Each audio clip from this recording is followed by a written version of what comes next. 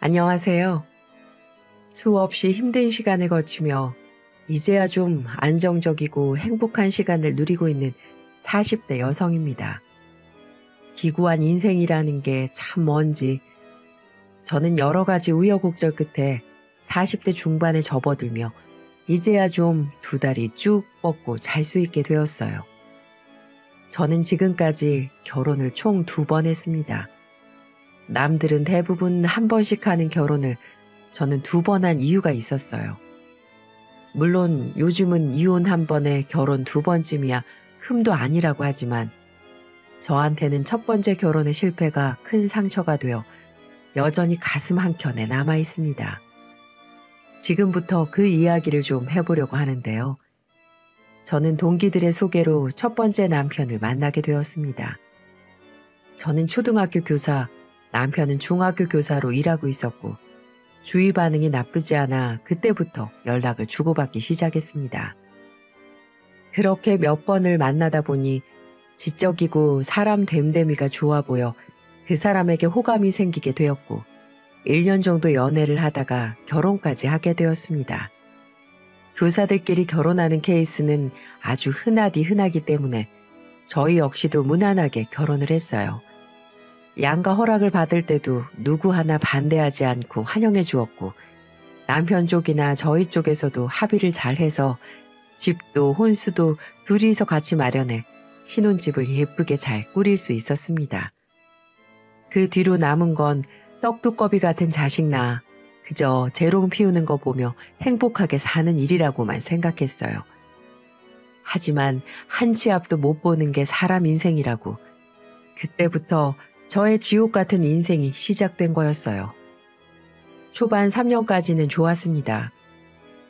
둘 다 20대 후반에 결혼을 해서 급하게 아이 가질 것은 없다고 생각하면서 1년 동안 시간을 보내다가 2년 차부터 본격적으로 임신을 위해서 노력하기 시작했어요.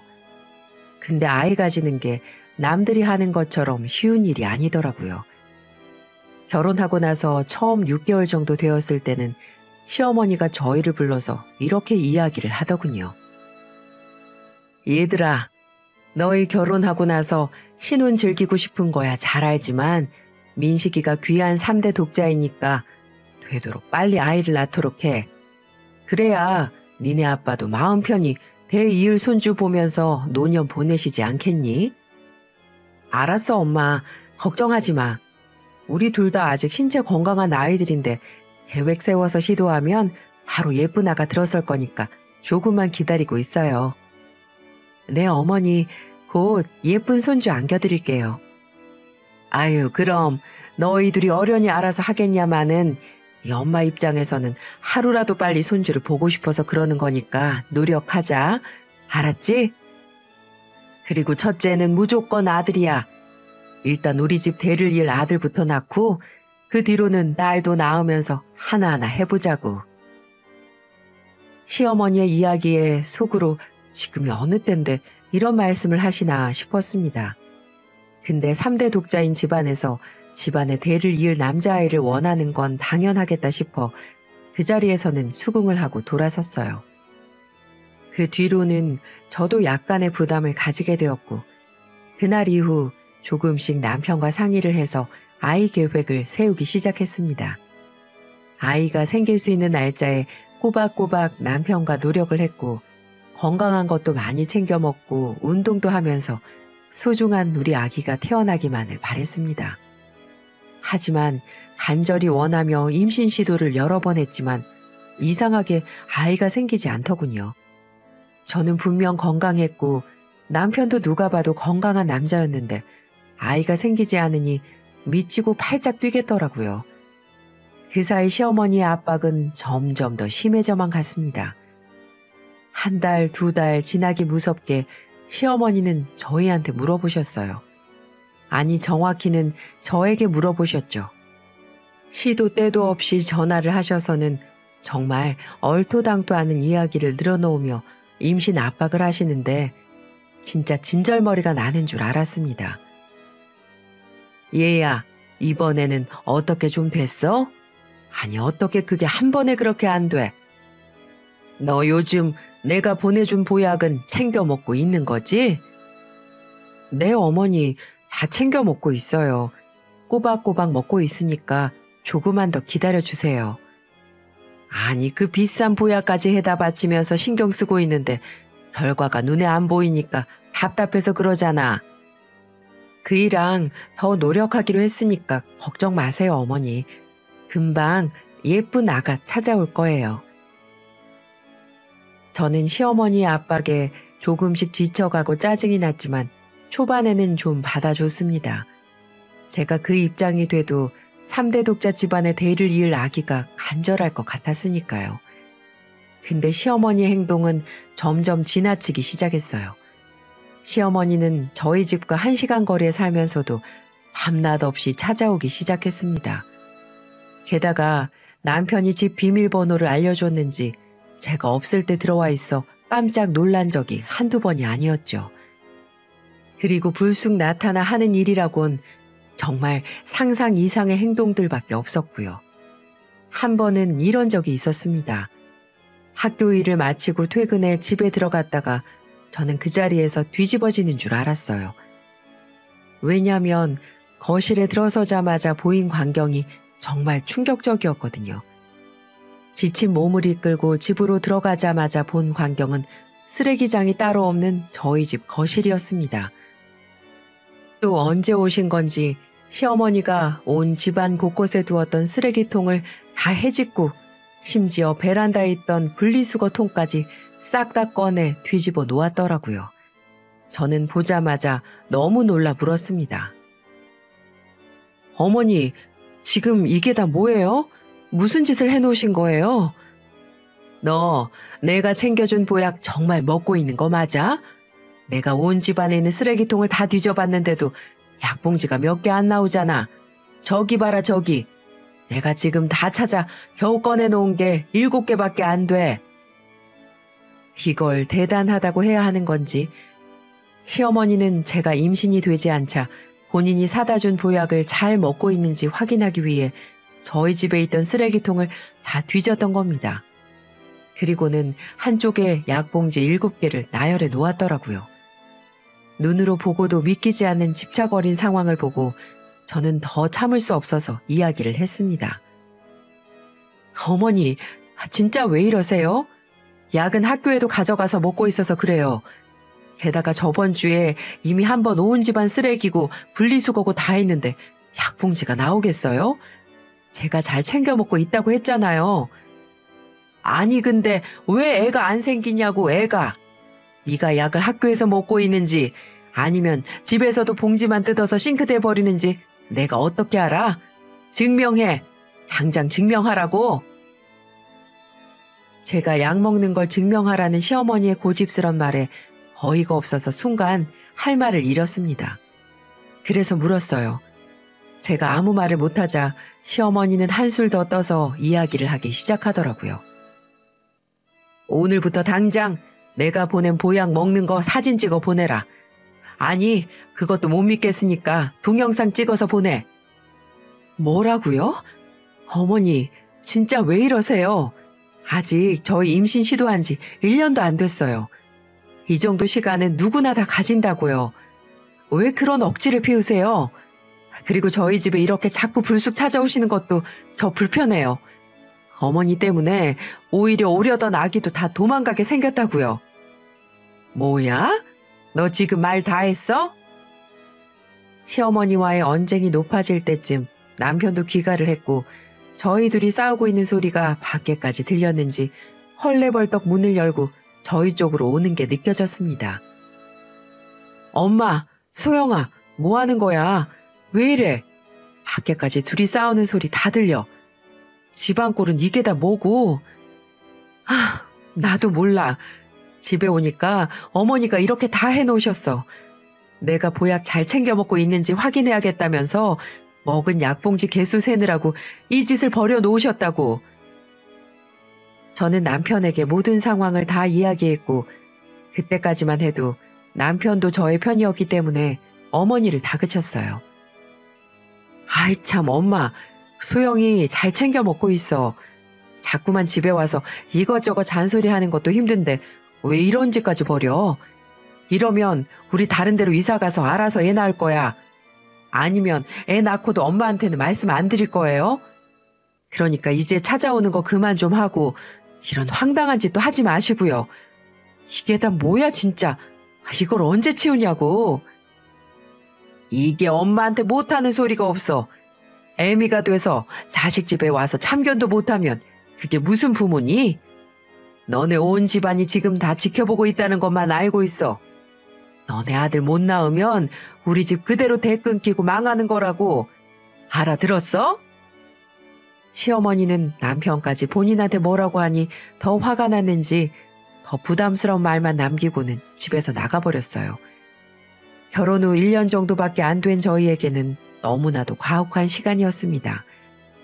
그래도 그때까지만 해도 저를 사랑한다고 생각했던 남편은 괜찮다고 저를 다독여 주었죠. 여보, 괜찮아. 우리 아직 젊어. 그러니까 조금만 더 노력하자. 내가 엄마한테 말해서 비밀번호 바꿀 테니까 이제 더 신경 쓰지 말고 당신은 마음 편안하게 먹어. 그래야 임신도 잘 되지. 고마워 여보. 저를 다독여준 남편은 그 더러운 쓰레기장 같은 거실도 아무 말 없이 치우기 시작했어요. 저를 생각해주는 마음에 고마워 함께 치우며 남편을 생각해서라도 아기를 가지기 위해 더 노력해야겠다는 생각을 하게 되었죠. 하지만 그 이후로도 계속해서 임신은 되지 않았고 시어머니의 독촉이 계속되며 남편도 지치기 시작하는지 점점 변하기 시작했습니다. 결국 1년을 더 노력을 하다가 안 돼 주변에서도 병원을 가보라고 하기에 남편과 같이 산부인과를 찾게 되었어요. 떨리는 마음으로 저희 둘은 병원에서 검사를 했고 결과는 충격적이었습니다. 생각지도 못했던 난임의 이유는 바로 저의 난소 유착 때문이었어요.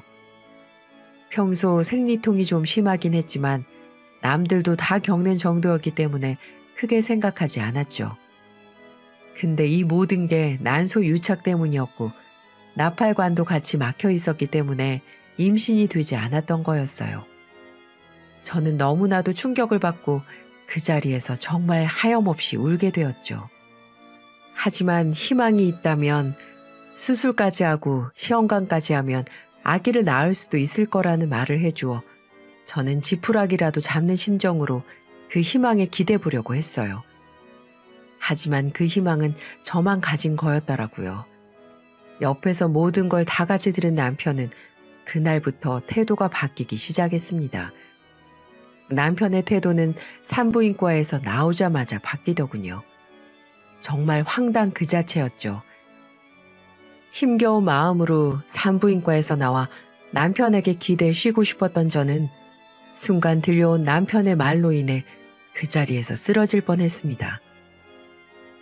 나 지금 당신 보고 싶지 않으니까 집에는 따로 가자. 차는 내가 끌고 왔으니까 내가 다시 가지고 갈게. 당신은 택시를 타고 오든 버스를 타고 오든 알아서 해. 뭐라고? 당신 어떻게 말을 그렇게 해? 지금 누구보다 힘든 건 나 아니야? 위로는 못 해줄 망정 지금 이게 무슨 짓이야? 당신이야말로 뭘 모르는 소리 한다. 나는 지금 대가 끊기게 생겼어. 근데 뭐? 당신이 누구보다 힘든 상황이라고? 참네. 이렇게 이기적인 것도 마누라라고 내가 데리고 살았다. 더 할 말 없으니까 알아서 가. 남편은 곧바로 따져 물은 저에게 더 심한 말을 하고는 그 자리에서 떠나버렸어요. 정말 어이없으면서도 가슴이 사무치게 힘든 시간이었습니다. 내가 믿고 살았던 남편이 맞나 싶을 정도로 실망스러우면서도 미웠죠. 하지만 남편은 그 뒤로 멈추지 않고 미운 짓만 골라 해댔습니다. 남편이 따로 가자고 말하던 그 뒤로 저는 집에 도착을 했는데도 집에 없길래 어디 다른 데 가서 마음을 추스르고 있는 걸로 생각을 했어요. 근데 집에 간신히 들어와 옷도 벗지 못하고 울고 있는 저에게 대뜸 시어머니에게서 전화가 왔습니다. 울면서 정신이 제대로 차려져 있지 않은 상태에서 전화를 받은 저는 전화기 너머로 들려온 시어머니의 말에 더욱 세상이 무너지는 듯한 시간을 보내야 했어요. 이혼해라. 불임 원인이 다 너한테 있는 거였다면서? 내가 진작에 병원부터 끌고 가서 검사를 했었어야 했는데 내가 미련해가지고 너를 이 집으로 들였다. 내가 미친 거야, 내가. 당장 이혼해. 너 같은 거 며느리로 둘 수 없으니까 당장 우리 집안에서 나가버리라고. 어쩜 두 모자가 이렇게나 이기적이고 똑같은지. 며느리의 기분은 안중에도 없는 시어머니에게 저도 똑같이 화를 냈습니다. 어머니, 어쩌면 그렇게 이기적이세요? 남편도 그래요. 저한테 어떻게 그렇게 가혹할 수가 있어요. 남편도 이해가 안 되지만 저는 어머니도 정말 이해가 안 돼요. 어머니, 저랑 같은 여자 아니에요? 같은 여자로서 지금 제 기분이 어떨지 조금도 염려가 안 되시는 거예요? 정말 너무하신 거 아니냐고요. 야, 여자가 결혼을 했으면 마누라고 엄마로 사는 거지. 여자가 어딨어? 이러니 무슨 임신이 되겠냐고. 내가 진짜 어이가 없어서. 아무튼 나 이제 너 같은 거 며느리로 못 둔다. 그렇게 알아. 시어머니는 저의 울부짖는 말에도 아랑곳 않고 전화를 끊어버리셨어요. 저도 더 이상은 이 집의 며느리로 살고 싶지 않아서 이혼을 결심했습니다. 그래서 그날 저녁 퇴근하고 돌아온 남편에게 이혼을 통보하게 되었죠. 당신 그걸 고세 어머니한테 가서 다 말해? 진짜 네가 인간이니? 그래, 나도 이제 못해 먹겠다. 3대 독자 집안에 시집 와서 온갖 수모를 이렇게 겪게 될 줄은 정말 꿈에도 몰랐어. 나도 앞으로는 더 이렇게 살 이유 없을 것 같으니까 이혼하자. 니네 엄마 말대로 이혼해. 남편은 제 감정에 못 이겨 시어머니에게 다 말해놓고는 이혼 이야기까지 나올 줄은 생각 못했는지 시어머니에 이어 저까지 이혼 이야기를 꺼내니 그제서야 수습을 하기 시작하더군요. 여보, 아니 나도 아까는 진짜 마음이 힘들고 괴롭고 그래서 엄마한테 가서 얘기했는데 엄마가 이혼하라고 할 줄은 꿈에도 몰랐어. 나는 그냥 엄마한테 속풀이만 좀 할 생각이었어. 정말이야. 나 당신하고 이혼까지 할 생각은 없었다고. 불임 클리닉 받으면서 수술하고 시험관까지 해보자. 나도 노력할게. 아까는 미안했어. 지금도 미안하고. 그러니까 제발 화 풀어. 미안해 여보. 진심인 듯 눈물까지 고이며 말하는 남편을 보면서 진심으로 아까의 행동을 후회하고 있구나 생각을 했습니다. 남편의 말에 눈물을 펑펑 쏟으며 네가 나한테 어떻게 그럴 수 있냐고 화를 내는 저를 어렵게 다가와 안아주었고 그 자리에서 저는 겨우 조금의 위로를 받을 수 있었습니다. 그날 이후 저는 시어머니의 태도가 차갑게 변한 걸 느끼면서도 남편과 다시 노력을 하기로 했어요. 병원에 가서 수술 상담도 받고 여러 가지 힘든 노력이긴 했지만 저는 누구보다도 열심히 해보려고 마음을 먹었죠. 하지만 시어머니는 그 뒤에서 또 다른 노력을 하고 있었고 저는 그 노력에 완전히 KO패를 당하고 말았습니다. 시어머니는 그날 이후 저만 보면 못 잡아먹어서 안달이었죠. 집안 말아먹는 년이라고 하며 막말을 마구 퍼부었고요. 그때는 병원에 다니며 나름 노력을 하던 시기였는데 어느 순간부터 남편이 저와 각방을 쓰려고 하고 저를 슬슬 피하려고 하더라고요. 처음에는 학교 일이 피곤해서 그런가 보다 생각하고 말았는데 갈수록 병원에도 같이 안 가려고 하고 가정에도 소홀해지기 시작하더군요. 그런데 갑자기 남편이 변한 이유를 시모라는 사람 입에서 듣고 경악을 금치 못하게 됐습니다. 어느 날 집으로 연락도 없이 찾아왔더라고요. 에휴, 애도 못 낳고 여자도 아닌 주제에 너는 대체 언제 나가 떨어질 거니? 너 이제 이 집에서 환영하는 사람 아무도 없어. 그러니까 당장 나가란 말이야. 무슨 오기로 이혼도 안 하고 이렇게 버티는 건데? 어머니, 진짜 끝까지 너무하시네요. 지금 저희 병원 다니면서 노력하고 있다고 했잖아요. 우리 부부 일을 왜 중간에 나서서 일을 크게 만들려고 그러세요? 어머니야말로 머리가 있으면 생각이라는 걸 하시면서 말씀하세요. 요즘 세상에 어떤 바보천지가 시어머니가 하라고 하면 네 하고 말을 들어요. 조금 더 기다려 보세요. 어느 세월에 나는 못 기다린다고. 그리고 그게 될지 안 될지 어떻게 아는데? 그러니까 당장 이 집안에서 나가라고. 나만 이러는 줄 아니? 우리 집 식구들 전부 이혼하길 바란다. 도대체 눈치가 있는 거니 없는 거니? 어머니, 진짜 그러시는 거 아니에요. 그리고 이혼을 결정해도 제가 결정해요. 뭔데 자꾸 참견이세요, 짜증나게? 한 번만 더 그렇게 말씀하시면 더는 못 참습니다. 저도 성격 있는 여자라고요. 어머니 꼬락서니를 보세요. 다른 사람은 안중에도 없이 본인만 아는 그런 사람 밑으로 어떤 사람이 며느리 하겠다고 나서겠어요? 그러니 이래라 저래라 명령하지 마시라고요. 내가 당신 며느리 안 합니다. 별꼴이야 진짜. 그래, 너 말 한번 잘했다. 제발 내 며느리 하지 마. 그리고 뭐? 꼬락서니? 이제 보니까 아주 그냥 경우가 없구나 너. 초등학교 선생이라고 좋게 봐줬더니만 그냥 개차반이었어.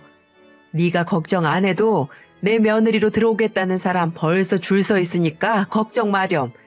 그리고 너한테는 미안하게 됐다마는 요즘 우리 아들 만나는 여자 있다. 내가 내 친구 딸 한 명 소개시켜줬다. 저놈이 미안하다고 너한테 기어코 말하지 말라고 당부했는데 안 되겠어. 내가 처리해야지. 이렇게 질질 끌었다가는 내가 속 터져서 못 살겠어. 네? 뭐라고요? 이 사람한테 여자가 생겼다고요? 그 순간 남편은 안절부절 어쩔 줄을 몰라 하더라고요. 표정을 보니 그 말이 사실인 듯 보였습니다. 이런 개 같은 경우가 어디 있나요?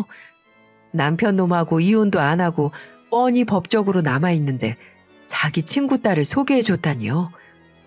남편은 갑자기 상황이 이렇게 되자 자포자기한 듯 제 얼굴을 똑바로 쳐다보지도 못하더군요. 그 모습을 보고 시모가 자세히 연설을 해주시더군요. 그래, 우리 친구 중에 이혼한 딸이 하나 있는데 이미 산부인과 가서 임신 기능 검사도 다 마쳤어. 걔는 아주 자국 나이까지 젊어서 애가 숨풍숨풍 잘 나올 거란다. 그러니까 제발 너는 좀 그냥 이혼해. 내 위자료는 넉넉히 챙겨주마. 시어머니는 본인 고집대로 모든 것을 저에게 다 말했습니다. 저는 너무 놀라 남편에게 물었어요. 당신, 지금 어머니 말이 다 사실이야? 정말 너 여자 생겼니? 그런 거야? 아, 진짜 엄마도 내가 알아서 잘 말한다니까. 나 지금 만나는 여자 있어. 나도 죄책감이 드는 건 사실이지만 우리 집안을 위해 어쩔 수가 없어. 그러니까 이혼해. 그게 서로에게 행복한 길이야. 뭐라고? 바람피고 이혼 요구한 게 행복한 길이라고? 너 진짜 내가 알던 그 사람 맞니? 왜 이렇게 쓰레기가 된 건데? 정말 소름 돋는다. 니네 엄마 때문에 이렇게 변한 거니? 그래, 이혼하자. 하지만 지금 너랑 옆에 아줌마 너 지금 나한테 했던 행동들 그 말 분명 후회하게 될 거야. 여자가 한번 한을 품으면 어떻게 되는 줄 알지?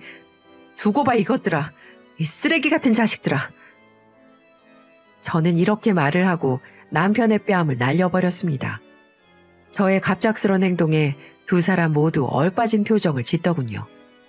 이혼을 하더라도 한 방 먹이고 끝내고 싶어서 제가 돌발 행동을 했던 겁니다. 그리고 저는 바로 그 집에서 더 있을 수 없어 뛰쳐나왔습니다. 그리고 다음 날부터 흥신소를 알아보고는 남편의 바람 현장을 하나하나 수집하기 시작했습니다. 그 사이 이혼 서류를 제출해 이혼 조정 기간을 가지며 시간을 끌었고 흥신소에서 받은 사진들을 통해서 저는 그들의 바람 현장을 제대로 잡을 수가 있었죠. 그들은 제가 증거를 보여줬는데도 모든 원인을 제게 돌리더군요. 부림을 속이고 결혼을 했다면서 저를 사기꾼으로 몰아갔습니다. 하지만 우리나라의 법은 그렇게 호락호락하지 않았어요. 재판 결과 모든 이혼의 책임은 남편에게 있다면서 재산 분할과 정신적인 위자료를 지급하라는 판결을 받을 수 있었습니다. 그 결과 그들에게 재산 분할과 위자료를 제대로 다 받아낼 수 있었어요. 처음에는 재판장에서 바람이 아니라고 불임을 원인 삼으며 저에게 다 이혼 사유를 뒤집어 씌우려고 했던 그들에게 보란 듯이 사진을 제출하니 승리의 신은 저의 손을 들어주었습니다.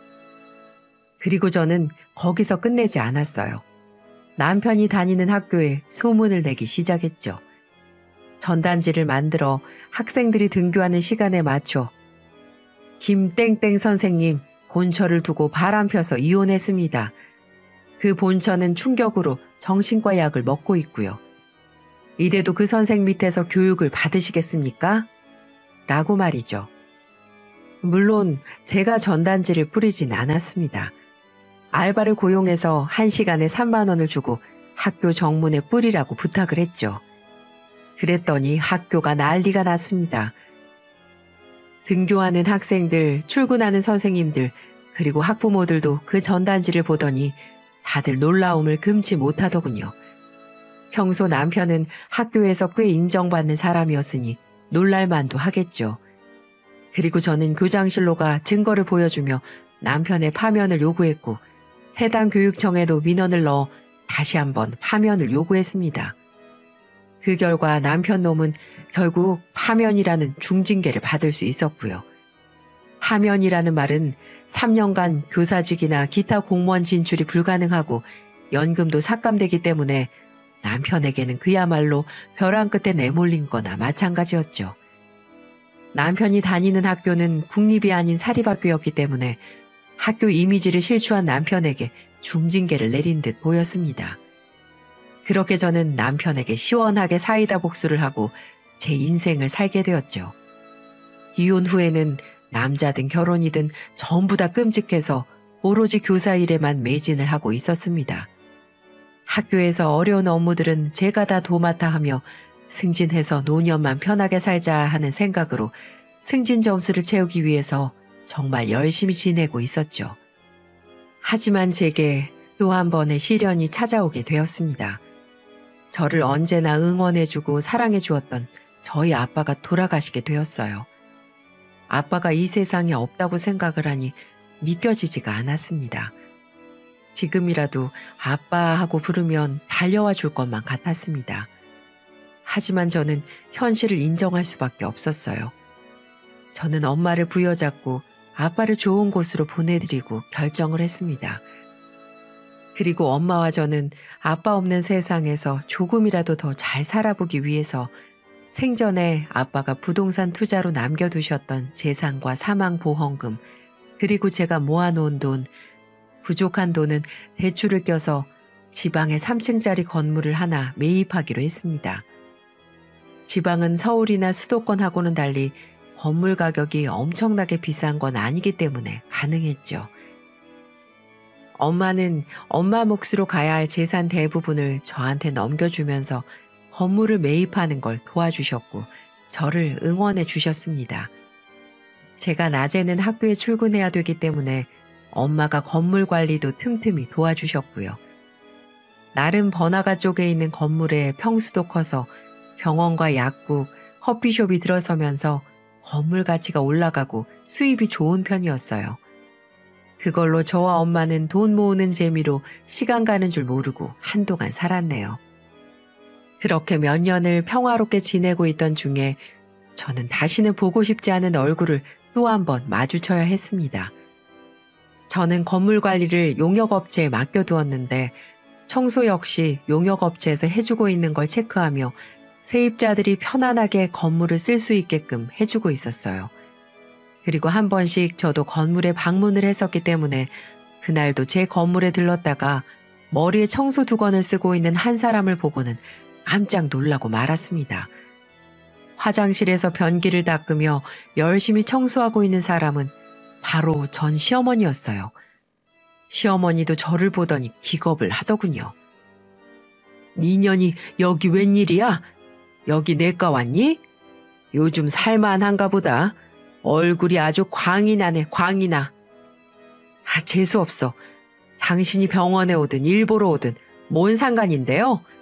그리고 저기 변기 더러운 거 안 보이세요? 거울에도 물때가 그대로 있잖아요. 청소 똑바로 안 하실래요? 네가 뭔 상관이야? 왜 내가 지금 이 모양 이 꼴이라 웃음니? 그냥 집에 있기 따분해서 운동 삼아 일하고 있다. 그러니 네 갈 길 가. 다시는 마주치지 말자 이년아. 전 시모는 딱 봐도 거지꼴 모습을 하고는 자존심은 있는지 운동 삼아 청소를 하고 있다고 하더군요. 어이가 없어서 말을 했습니다. 운동 삼아 좋아하시네. 왜 당신 아들 학교에서 잘리니까 돈이 궁해졌수? 그리고 나 이 건물 건물주야. 그따위로 일할 거야? 당신 용역업체 안 되겠네. 못 써먹겠어. 인간 같지도 않은 사람 채용해서는 왜 기분을 상하게 하는 거야? 내일부터 저희 건물에 오실 필요 없어요. 그리고 지금 당장 여기서 나가세요. 뭐라고? 네 건물이라고? 제 말에 당황을 했는지 아무 말도 못하고 있던 시모는 몇 번이고 정말 건물주가 맞느냐고 물어보더니 땅을 치며 후회하는 표정을 짓더군요. 전 그 모습을 뒤로 하고 바로 용역업체에 전화해서 전 시모를 내 건물에 출근시키지 말라고 당부했습니다. 청소를 거지같이 해서 사람들한테 불평불만이 많이 들린다면서 말이죠. 그랬더니 그 청소업체 대표는 당장 자르겠다고 말하면서 제게 연신 죄송하다며 말을 했습니다. 결국 시모는 바로 다음 날 문자로 잘린 사실을 통보받았다고 했습니다. 얼마나 속이 시원하던지. 제가 살고 있던 동네는 도시가 그렇게 크지 않기 때문에 알만한 사람들은 다 알 정도인데 이 청소업계에서도 한번 이미지가 나빠지면 블랙리스트에 올라 그 어디에서도 일자리를 구하지 못한다고 했습니다. 기술도 없고 돈도 없고 능력도 없는 전 시모에게는 청소 일이 그나마 할 수 있는 마지막 직업이었을 텐데 그것마저 잘려버리니 아마 앞으로 고통 속에 살게 될 것은 분명해 보였어요. 그 모습을 보고 정말 10년 묵은 채증이 내려간 것 같아 얼마나 시원했는지 몰라요. 그런데 이 전 시모라는 사람도 호락호락한 사람이 아니었습니다. 제가 일을 못하게 만들어버리자 도끼를 품고 제게 와서는 다짜고짜 제 뺨을 때리기 시작하더군요. 저도 지지 않고 같이 뺨을 때렸고요. 그런데 이 여자가 얼마나 힘이 센지 제가 바닥에 꼬꾸라지고 말았습니다. 그렇게 전 오늘도 이렇게 당하는 건가 생각을 하고 있었는데 바로 그 순간 저의 구세주가 나타났습니다. 그 사람은 바로 현재 저의 시어머니였고 저의 현 시어머니는 제 발목을 잡고 늘어지고 있는 전 시어머니에게 놀라운 행동을 하셨어요. 바로 옆에 있는 물걸레 하나를 집어 이 여자 면상으로 패대기를 쳐버렸거든요. 그리고는 속 시원한 복수를 해주기 시작하셨습니다. 야, 네가 그 말로만 듣던 못돼 처먹은 년이구나. 당장 내 며느리한테서 못 떨어져? 어느 안전이라고 지금 그따위 짓을 벌이고 있어. 당장 떨어져. 뭐야? 며느리라니? 당신 누구야? 누구긴 누구야? 이 며느리 시엄마지. 당장 꺼져. 너 내가 다 들었어? 진짜 인간 같지도 않은 게 왜 여기 와서 또 행패를 부리길.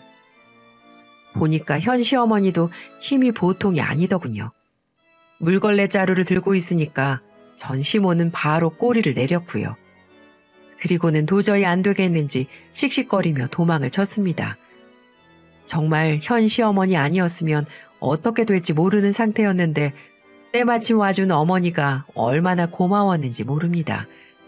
그리고 어머니는 놀란 저를 안아주며 다독여 주셨습니다. 참 이게 무슨 질기낙연이니. 됐다. 이제 갔으니까 됐어. 가자 아가. 오늘 저녁은 다음에 먹자. 이 시어머니가 다음에 사줄게. 일단 집에 가서 쉬자. 현 시어머니의 말에 저는 집으로 돌아갔습니다. 그리고 그 뒤에 들어온 남편에게까지 위로를 받으며 그 하루를 잘 마무리할 수 있었네요. 이게 다 무슨 이야기인가 싶으시죠? 저는 오로지 저와 엄마만 생각해서 건물을 사고 나서도 한참을 남자를 멀리하며 지냈어요. 그러다 저희 건물 3층에 개인 병원 내과가 있는데 한 번씩 아플 때마다 거기를 방문하게 되었고, 제가 건물주인 걸 안 원장님은 본인이 특별히 모시겠다며 저의 진료를 봐주다가 자연스럽게 가까워지게 되었어요. 그러다 결혼을 해서 새 인생을 살게 되었습니다. 바로 저의 두 번째 남편이었죠. 전 남편과는 달리 착하고 저를 많이 배려해주는 그런 사람이었어요. 그 사람도 이혼의 아픔이 한 번 있는 사람이었고, 저 역시도 이혼의 아픔이 있었기에 쉽사리 가까워지지는 못해 처음에는 친구로만 지냈습니다. 그러다 사람을 편안하게 해주는 그 사람에게 서로의 이혼의 아픔을 공유했고, 저는 모든 이야기를 다 털어놓았을 때 그 사람은 저에게 고생 많았다며 안아주었어요. 거기에 제 마음이 녹아 점점 다가오는 그 사람을 밀어내지 못했고, 그 사람과 마찬가지로 저의 이혼의 아픔을 이해해주며 불임까지도 그럴 수 있다며 받아들여 주신 시부모님으로 인해 또 한 번의 결혼을 결심하게 된 거였습니다. 그 뒤로는 시어머니와 친구같이 지내며 자주 만나 밥을 먹곤 했는데, 사건 당일에도 시어머니와 함께 저희 건물에서 만나 잠깐 남편을 보고는 저녁을 먹기로 했었는데 그 사달이 나버린 거였죠. 근데 지금의 시어머니가 저의 상황을 다 알고 난감한 상황에서 속 시원하게 복수를 해주신 거였어요. 그 뒤로 집에 가서 마음을 추스리고 있는데 시어머니에게 연락을 받았는지 남편이 와서는 저를 또 위로해줬습니다. 고생 많았다면서요. 그리고 또 한 가지를 체크했습니다. 뭐냐고요? 바로 뱃속에 있는 우리 아기가 괜찮은지에 대한 여부였죠. 결혼 전 그 인간과 임신을 위해 노력하고 있던 때 불임의 원인이 되었던 난소 유착과 나팔관 이상에 대한 수술들을 했던 저는 다시 결혼을 하고 나서는 노산이라는 점과 임신이 어려운 몸을 감안해서 시험관으로 몇 번의 시도 끝에 아기를 가지게 되었습니다. 기적적으로 저희에게는 쌍둥이 천사들이 찾아왔고 안정기에 접어들긴 했지만 워낙에 정신적으로 힘든 일을 겪은 날이었기에 남편은 걱정스런 마음으로 아기에 대해서 물어보더라고요. 여보, 아기는 괜찮지? 괜찮아. 나 조금 놀라긴 했는데 그래도 몸은 괜찮은 것 같아. 우리 아기들도 그렇고. 다행이다. 고생 많았어. 어머니한테 전화 듣고 바로 용역업체에 연락해뒀으니까 다시는 못 올 거야. 고마워 여보. 고맙긴 나랑 같이 살아주는 당신한테 내가 더 고맙지. 말도 예쁘게 해주는 남편으로 인해 저는 비로소 인생의 행복을 찾아가고 있습니다. 그리고 뱃속의 아기들이 잘 자라는 걸 보면서 이제야 내 인생도 피는구나 싶더라고요. 그리고 나중에 왜 시모가 그런 청소일을 하고 있는지 알게 됐어요. 저를 버리고 시모 친구 딸을 선택한 전 시모는 그 친구 딸년에게 사기를 당한 거였습니다. 그 여자는 외도로 인해 이혼을 당한 여자였는데 그 버릇 못 고치고 전 남편이 학교에서 잘리자 곧장 다른 남자를 만나 또 바람을 폈다고 했습니다. 그리고 전 시모에게 임신했다고 거짓말을 쳐 그 대가로 많은 돈을 요구했다고 하더군요. 정말 임신이 된 걸로 알았던 전 시모는 있는 돈 없는 돈 짜고 짜서 그 여자 꾀임에 넘어가 줬다고 했는데 글쎄 그 여자는 돈을 받자마자 도망을 가버렸다고 했습니다. 손자 하나 보려다가 그 여자한테 뒤통수 세게 맞게 돼버린 거였죠. 결국 그 충격에 전 남편 놈은 폐인이 됐다고 했고 전 시모는 그 여자한테 해준 대출금 갚느라 청소일을 시작했던 거였습니다. 그 소리 듣고 얼마나 웃기던지. 역시 옛말이 틀리지 않았어요. 죄를 지으면 언젠가는 그대로 돌아온다는 말이 정말 실감이 나더군요. 그걸 마지막으로 저는 전 시모와의 질긴 인연을 끝낼 수가 있었네요. 참 사람 인생이라는 건 정말 어떻게 될지 모르는 것 같습니다. 우리는 나이가 들면서 변하는 게 아니다.